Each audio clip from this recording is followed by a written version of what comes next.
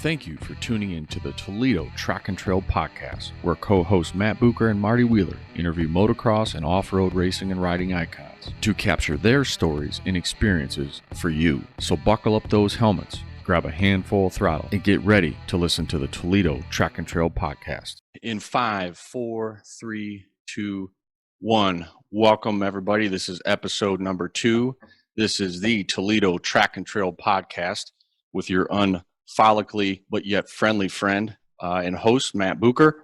I am joined by my humble co-host, Marty MX Express Wheeler. And tonight we introduce you to our first guest, episode number 2, to Mr. Log Road, Mr. Jeff Beerbower. Jeff, how you doing? Pretty good. How are you guys doing tonight? Good. I'm good. Marty, you good? I'm good. Good. Well, this is exciting. And number one, thank you, Jeff, again for joining us.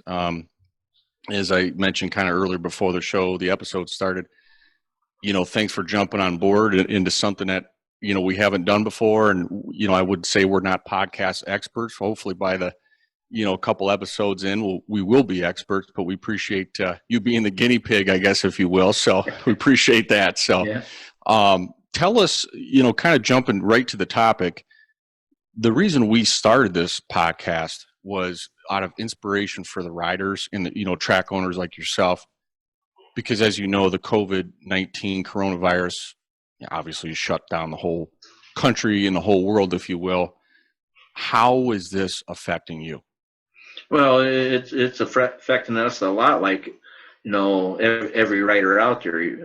We spent all winter preparing and, got a schedule plus preparing our equipment and the track. And it's just sitting there. It's giving me a chance to do more stuff with it. But, yeah, it's a big effect.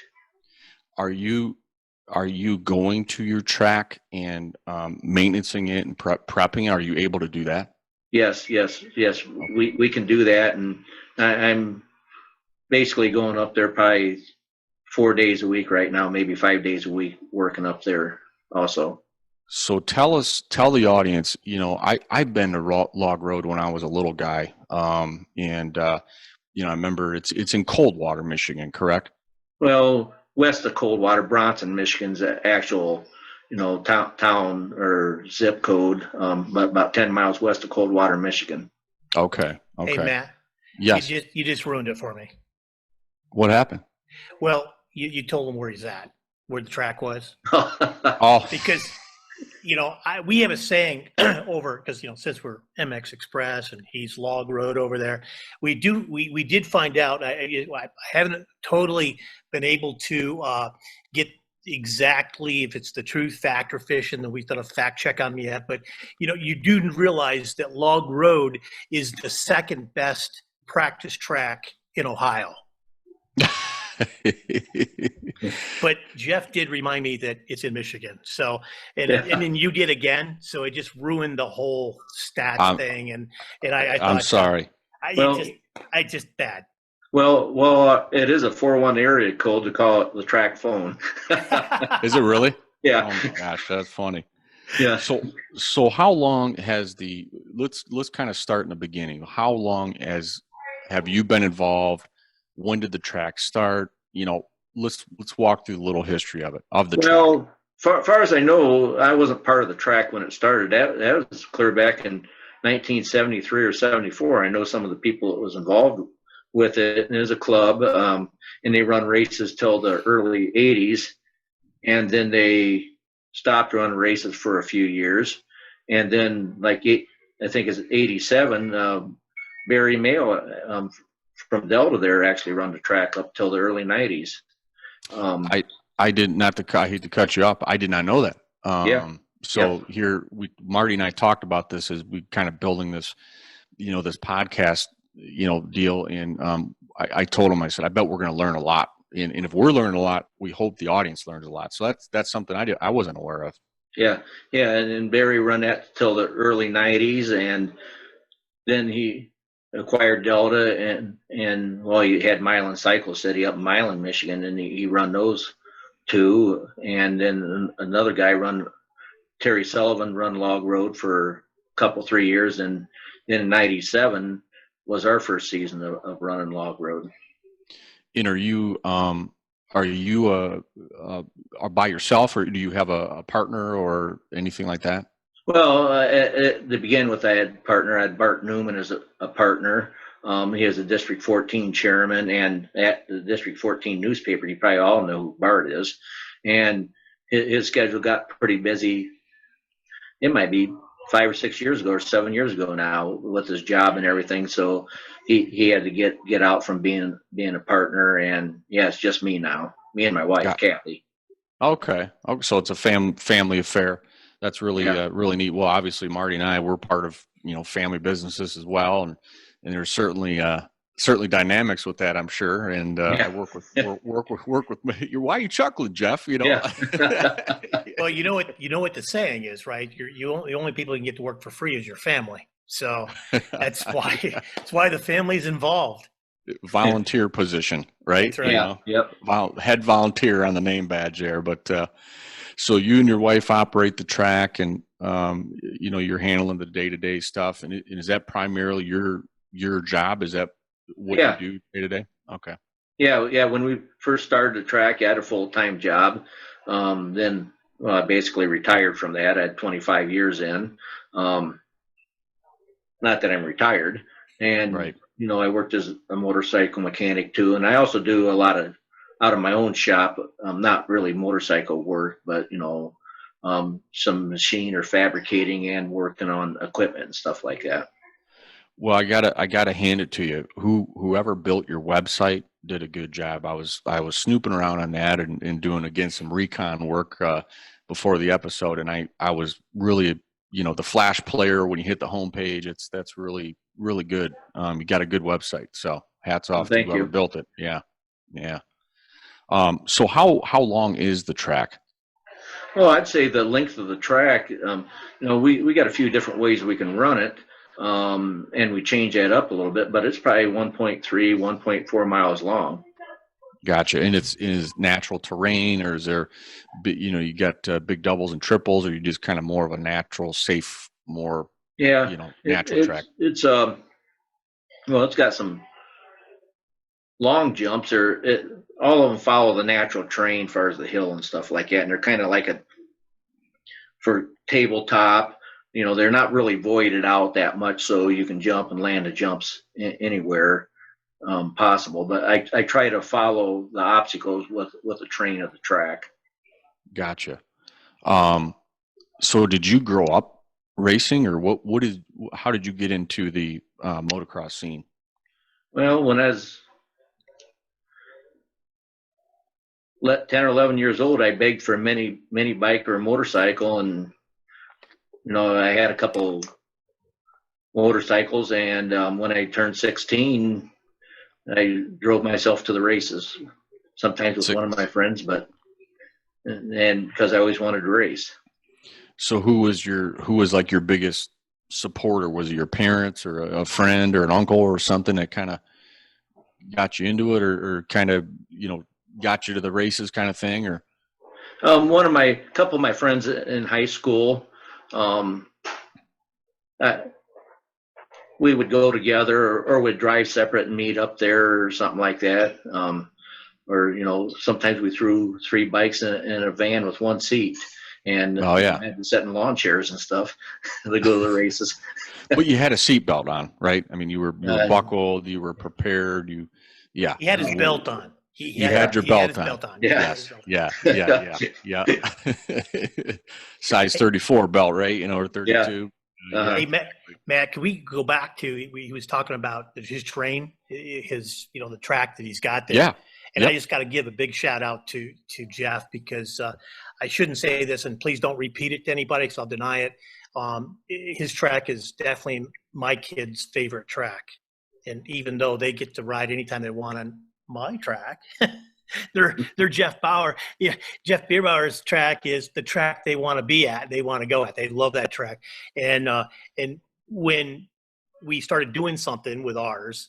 Jeff came out before we ever started dozer, tractor, anything on it, and come out and walked the whole thing and told us what we needed to do. So he's the inspiration behind our track over here, to make it safe and make it, make some of the tracks and some of the turns and jumps and stuff at ours. So like I said, realistically, I want to say we're log road the second, because he helped us, like I said, he made it so we could go in and took that learning curve and sort of helped us a lot with that. So we took his knowledge and we jumped ahead of us playing the games, and trying to get ours to work well. So Jeff's track, like I said, my boys love it. They don't get out there as much as they'd like to.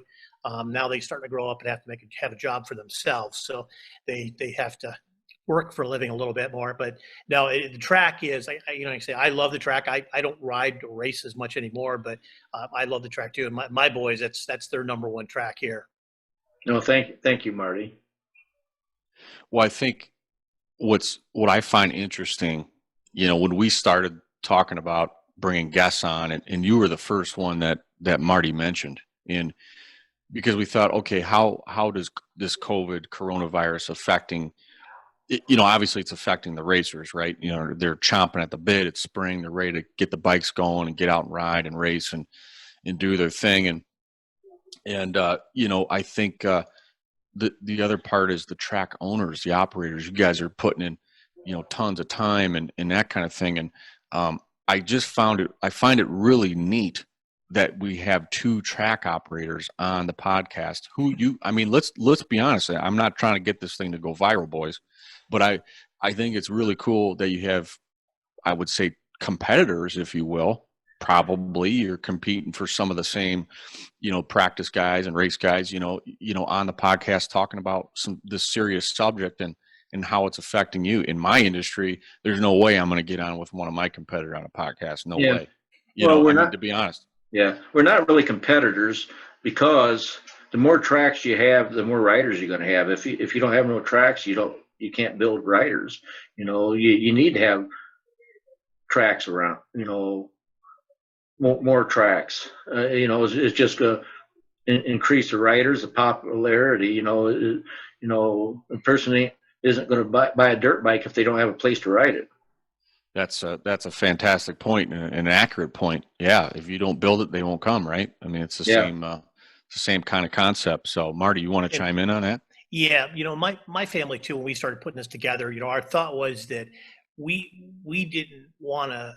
Like I said, we talked about it a little bit in our podcast. The first one is we sort of moved from our home into some place where we could have people and not worry about having people on our own property. But we thought about this track and how we're going to do it and what we're going to do. And, right now there's not enough riders to go around. And so the least thing we want to do is try to take riders away from Jeff or Milan or Delta or whatever, because then we're all starving to death, So we started out as a practice track, we're not that big. We can't really handle the crowds. We're trying to gear towards younger ones a little bit more. So really our crowd really is different than Jeff's, but hopefully our crowd turns into ones that'll move on to racing where Jeff is. We have a lot of kids and a lot of young ones that really haven't stepped up to racing yet. So, and I say there's, unfortunately, there's sometimes I think people feel a little threatened about, like I said, track, I'm a track, he's a track, and, we don't want anything to do with them. But, I just believe there's so much knowledge. Like I said, how many years now since 90? When did you start, Jeff? 97. Yeah. 97. From 97 until now, just think of all the things that he's seen and done and tried that, if you can communicate together, you jump over a lot of hurdles that I would see over the next 10 years trying to get to where he is today. And like I said, not many people will share that knowledge with you. And that's why Jeff, I said, I was surprised. He drove right over the track and he showed us all the stuff. We walked the whole track. And so, for me, it makes my track better. Hopefully produces a group that really says, I really like that track. I like to ride. I want to race now. And we point them to Jeff, and Jeff gets to see him on a racetrack. And we try to take our schedules too, and we look at our schedules and try to make sure we try not to overlap, some of our racing and stuff. So Yeah, and sometimes you're going to overlap. You just can't help that. There's only so many weekends. yeah, Yeah, I mean, we're in the north, right? So it's like Yeah, you're limited. You're limited to what you're going to do. But right. I think that's great, and I think that's hopefully this relate your dynamic, both of you guys together, gets communicated in the podcast that you are friends and you're helping each other out. And Jeff, it sounds like you almost been. I don't want to venture to say mentor, but you kind of mentoring Marty and his family on how to do things. And Marty mentioned hurdles, and what is, if looking back, what was one of the biggest, from 97 to now, what has been the biggest hurdle for you operating the track? That's really hard to say. I don't know if I'd do anything different. It's just the biggest hurdle is having the track where you can communicate and keep your program going. We want to, be, bam, bam, bam, running an event where people ain't waiting, they're not spending all day there, the best you can, and the communication so people don't miss their riding or racing, and signed up in the right classes and that type of stuff. The manage, not the actual track itself, the running of the track. More like I guess you call it like the infrastructure of Yeah, your yeah, your people management. Yeah, yeah, I can see yeah. that. Yeah. Yeah, and that's what I spend most of my time on. Most of the work I'm doing up there right now is for the infrastructure. Like we run a conduit from the finish line to the registration, like 1,000 foot. Put a fiber optic cable out there so we can either put some cameras out there, or when we use transponders for like a qualifier or something like that. And that's what I spend a lot of my time working on. Gotcha. So wow. what going forward, what do you think the biggest hurdle is? I mean, you hear stories of, motorcycle sales, dirt bike sales, ATV sales are down, UTVs are growing through the roof, right? The UTV segment, Yeah. but what is that a big kind of a worrisome for you, or you think it's are you seeing what you're hearing, I guess is the question. Well, yes. You know, in the last year or two, our attendance has picked back up again, not to what it was in the early 2000s, where it was having 400 plus riders a race. But yeah, there's the motorcycle riding's fragile. It's the expense. You know if you ride till you're 18, if you go to college, you can't afford to ride. There's a lot of reasons that it's having a tough time, but it's I don't think it's not going to go away. Guys like you, Marty, and me are going to probably make sure that that doesn't happen the best we can. Matt, Go ahead. sorry about that.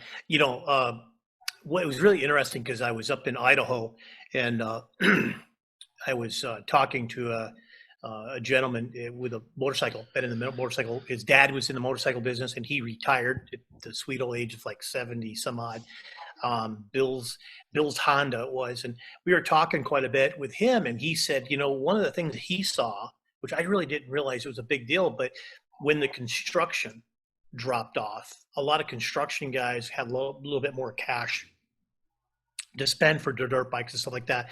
He saw a big drop off on the construction. And of course, in the last few years, I guess it started to pick up a little bit in the last couple of years, but prior to that, the construction was pretty much gone, right? I mean, it was tough, in the construction world, building stuff, the houses and all that kind of stuff is done. But so, there's a lot of play in there of what really makes a downturn in the motorcycle industry that may not be the motorcycle industry. It could be, like I said, the construction people doing that construction has got the cash to go out and buy stuff. It's just not there. Yeah, I would tend to agree with that. I don't know if Jeff, if you see the same, but I know it's funny how everything's kind of related, right? I mean, if the jobs are down and you're not working, you're not, the economy swings hobbies, for sure. You see that all the time, no question about it. But hopefully the motorcycle racing and riding thing doesn't go away. I don't think it will.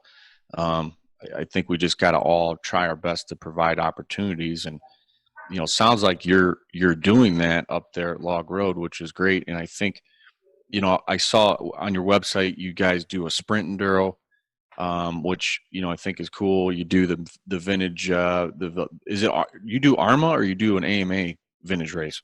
Our vintage races are just our own that we do before practice days. Okay.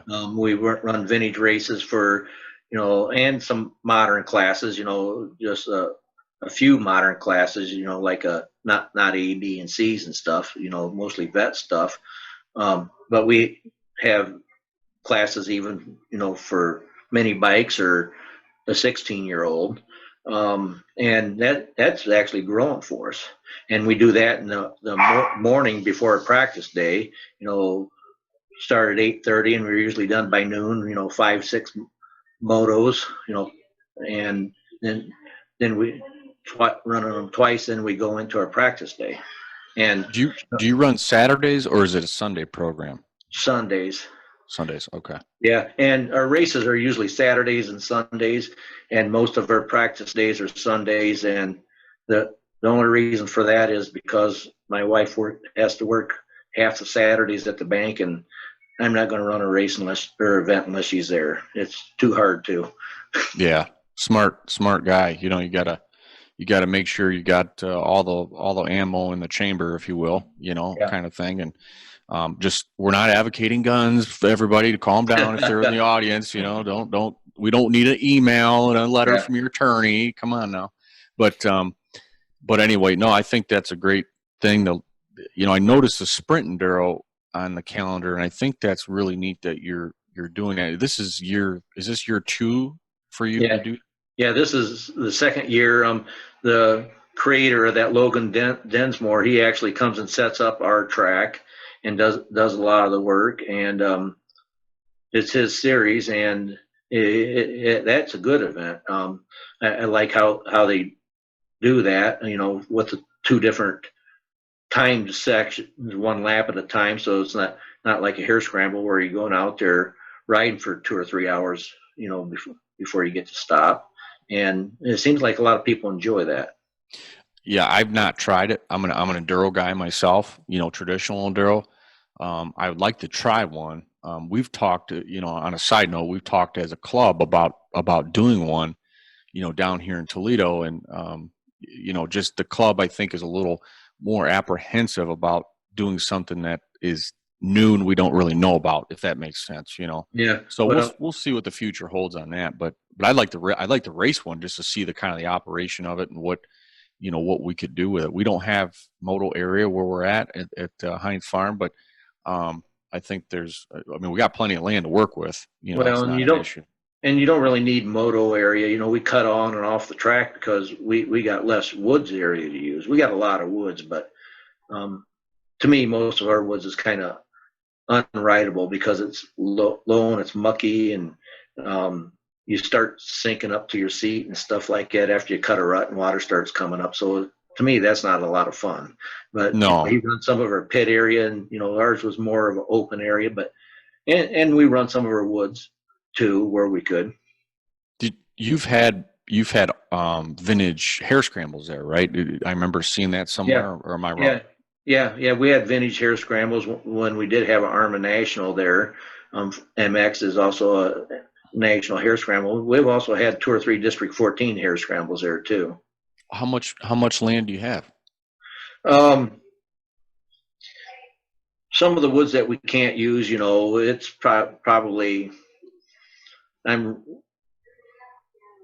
like 15 acres of woods, maybe 20 acres of woods, but it's just low and it's muck.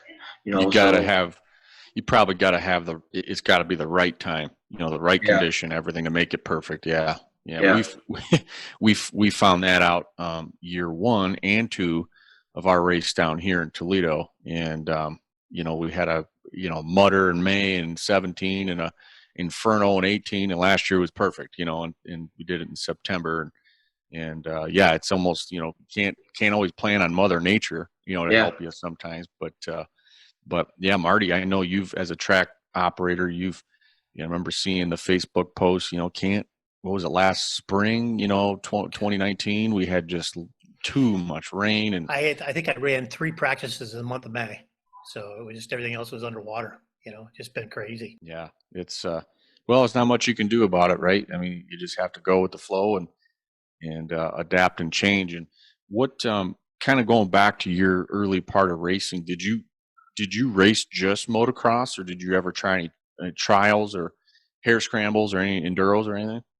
Um, I raced mostly motocross, and I actually did race ATVs for, when the four wheelers first come out for 3 or 4 years, and I did some ice racing and stuff like that. I did some when we'd go down to Georgia or Florida or someplace like that, or I'd do some off-road races um, too, but not that much, every now and then.